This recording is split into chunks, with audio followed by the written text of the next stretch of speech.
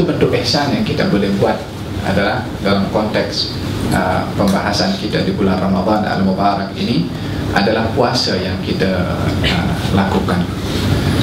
Kalau kita fokus kepada apa yang saya sampaikan dalam mukadimah daripada amal ibadah puasa itu daripada segi dua dimensi tadi, maka kita sudah berbuat ihsan kepada Allah Subhanahu wa ta'ala.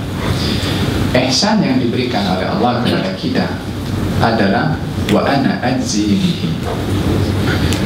Orang yang berpuasa dengan baik dan betul, aku yang akan bagi ganjaran langsung kepada dia. Ini ihsan dari Allah Subhanahu wa ta'ala kepada orang yang berpuasa. Kalau seseorang yang berpuasa itu menyadari tuntutan puasa sebagaimana diminta oleh Allah Subhanahu wa ta'ala, maka Allah akan memberikan kepada dia apa yang menjadi tuntutan dan hak orang itu dari Allah Subhanahu wa ta'ala.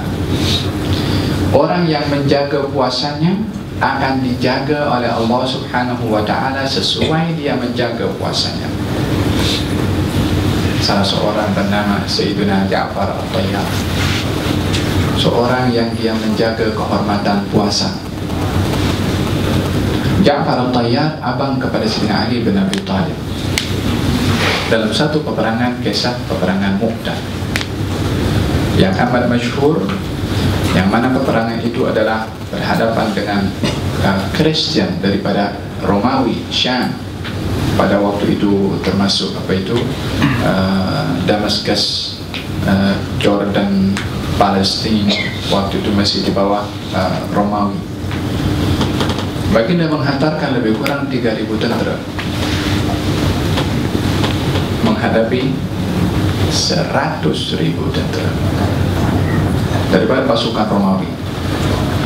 Nabi menentukan 3 panglima perang: Zaid bin Harithah, Ja'far bin Abi Thalib, Abdullah bin Rawaha.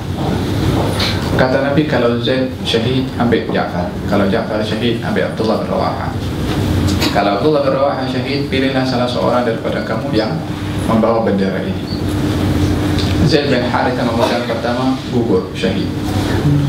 Ja'far At-Tayyar memegang bendera dengan tangan kanan dan pedang di tangan kiri untuk menghalang orang-orang Romawi pada waktu itu untuk menjatuhkan bendera yang dipegang oleh panglima kaum muslimin. Dengan jumlah yang tidak seimbang antara 3.000 dengan 100.000, bukan 10.000, 100.000. Awalnya mereka itu teragak-agak dalam perjalanan, dengar jumlah musyrikin pada waktu itu 100.000. Macam mana nih? Nak terus ke? Nak kembali ke? Baik, kita tulis surat kepada Rasulullah. Tengok apa komen Rasulullah. Suruh kita balik atau suruh kita terus? Pada waktu itu mereka menilai, sebahagian menilai daripada kuantiti, segi luarannya. Memanglah tak seimbang 3.000 lawan 100.000. Kalau 3.000 dalam dalam 300 lawan 1.000 dalam perang Badar masih boleh menang 1 lawan 3. Tapi 3.000 lawan 100.000, maka mereka bermusyawarah apa yang patut dilakukan. Kata Abdullah bin Rawaha, kita keluar daripada Madinah ini dihantar oleh Rasulullah untuk apa? Untuk dua, berperang menang atau syahid. Kita kalau pada balik, menang tak dapat, syahid tak dapat. Nak tulis surat dengan Nabi bermusyawarah untuk apa? Sementara Nabi memberikan dua pilihan kepada kita, untuk menang atau syahid. Pemikiran yang logik dan menyentuh kepada semangat. Mereka tak jadi tulis surat, terus sambung perjalanan peperangan berlangsung. Yang pertama dipegang oleh Zaid bin Harithah, yang kedua dipegang oleh Ja'far At-Tayyar. Sementara baginda Rasulullah SAW berada di Madinah dengan live streaming zaman itu. Kita live streaming sangkut-sangkut zaman kita sekarang ini, entah apa ke jam dia punya line ke macam-macam. Masa itu tak ada line, tak ada telefon, tak ada TM, tak ada apa semua. Tapi Nabi SAW boleh saksikan apa yang berlaku di Jordan sana, di Mu'tah, sementara Nabi di Medina. Sekarang yang memegang bendera adalah Zaid gugur. Sekarang dipegang oleh Ja'far. Diceritakan oleh Nabi SAW live. Jadi apa yang berlaku daripada streaming sekarang ini adalah kecil je, nak dibanding dengan yang dulu tak pakai alat. Sekarang pakai satelit dan macam-macam. Kata baginda Rasulullah SAW ketika menceritakan tentang Ja'far yang sedang memegang bendera, sedangkan Ja'far al-Tayyar memegang bendera dengan tangan kanan. Lalu kemudian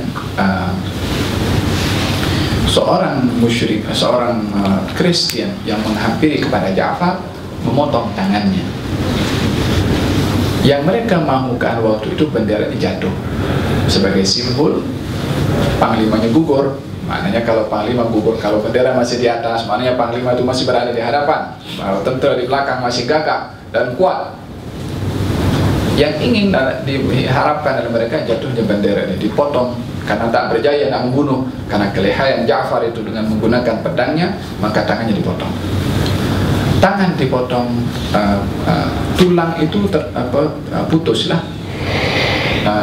tetapi kulit yang masih menyambung antara lengan dengan tangannya itu masih menyatu, sehingga tangan itu bergantung. Jadi kalau dia bergerak ke kiri, tangan itu macam terhantuk dengan dia punya kaki. Nah, pergi ke kanan pun macam tu, kadang-kadang kena pijak pun sikit. Tak selesa nak bergerak, sementara tangan dah tak berfungsi. Pedang pun dilepaskan untuk dia jaga bendera ini tak jatuh, sehingga dia menghalang dengan bendera itu, tarik dengan pedang. Karena susah nak bergerak ke kiri dan ke kanan, tangan yang tergantung terhantuk dengan kakinya diletakkan di bawah, dipijak dengan kakinya dan ditarik, dipisahkan antara lengan dengan tangan yang masih bergantung. Kali yang kedua tangan kirinya itu dipukul dengan pedang, terputus juga, dihimpit dengan kedua lengan tanpa tangan. Bendera masih berdiri tegak sampai pada akhirnya lebih kurang 50 tusukan pada depan tubuh badan Ja'far, tak ada di belakang, semua di pada depan sini. Sampai dulu sudah tak terdaya dan bendera itu diambil oleh Abdullah bin Rawaha. Kata Nabi SAW, sekarang Abdullah bin Rawaha mengambil bendera itu.